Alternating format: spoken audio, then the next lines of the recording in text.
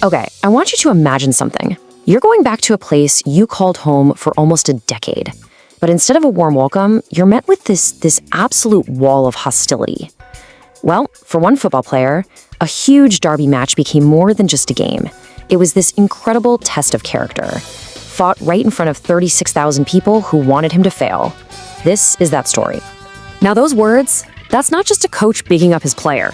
That was the verdict from Barcelona's manager Hansi Flick right after his team somehow pulled off a dramatic 2-0 win. A win that, honestly, he admitted they probably didn't deserve. And pretty much all the credit, it went to one guy. And right there, that is the question that takes this from just a great game to something almost legendary.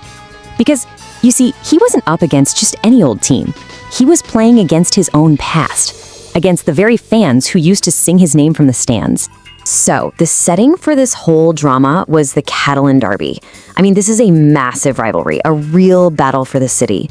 But for Barcelona's 24-year-old keeper, Joan Garcia, this was something else entirely. It was deeply, deeply personal. He was going back to the club he had just left. Just let that sink in for a minute. For over 30 years, no one had made this direct move. It's just not done. After 9 years coming up through Espanyol's system, Garcia did the unthinkable. He crossed that forbidden line. So for the home fans, this wasn't business. Oh no, this was a flat-out betrayal. So the welcome he got, it wasn't just a few jeers and whistles. No, this was a planned psychological attack. It was designed to completely shatter his confidence from the second he stepped on the pitch. Can you even imagine that sound?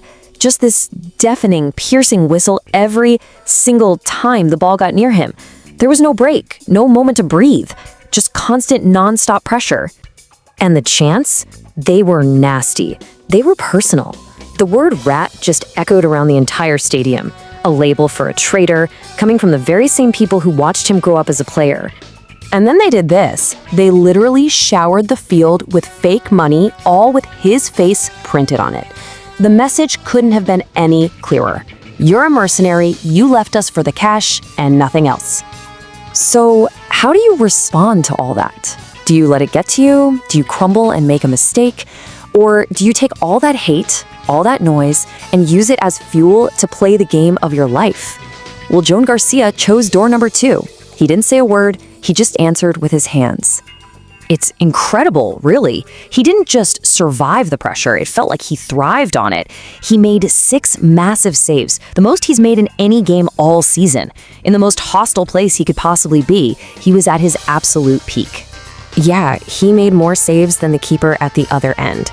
And one of them, wow, it was just absurd. His coach even called it a barely believable save from a point-blank header. I mean, it was the kind of save that just defies logic, and frankly, kept his team in the game. And Flick knew it. He was straight up about it after the game. He said Barcelona were really struggling, that Espanyol had played a brilliant match. The only reason the scoreboard still said 0-0 late in the game, it was because of the man they had just bought from their biggest rivals. And because Garcia was a brick wall, he set the stage for one of those classic football endings. You know the one, a total smash and grab. With the clock ticking away, Barcelona went in for the kill. So Hansi Flick, not happy with what he was seeing, just decided to roll the dice. He throws on 3 huge substitutes, and what a move. It was a total masterstroke. One of them, Fermín López, just came on and completely changed the game, setting up both of the goals. And then, bam, it all happened so fast. 86th minute, Dani Olmo with this absolutely gorgeous, curling shot right into the top corner. Then, just 4 minutes later, it's game over. Robert Lewandowski seals the deal with a clever little finish. And just like that, the entire stadium fell silent. And look, this wasn't some lucky break. This is what this Barcelona team does. It's kind of their thing. It's a sign of their incredible fitness and this relentless belief that they can win no matter what. They are the specialists of the late goal. They just never, ever give up. So what's the reward for going through all that? For pulling off that unbelievable late robbery? Well, it was a lot more than just city bragging rights. Those 3 points were absolutely huge. This win shot Barcelona a full 7 points clear of their arch rivals Real Madrid at the very top of the table. That's a commanding lead in the race for the title. The result was just massive all around. It pushed Barcelona's crazy winning streak to 9 games. It stopped Espanyol's own 5-game run dead in its tracks. And get this, it means Barça haven't lost at their rival stadium in their last 17 visits. That is just total domination. You know, in the end, this whole story boils down to a pretty simple question, one that goes way beyond football.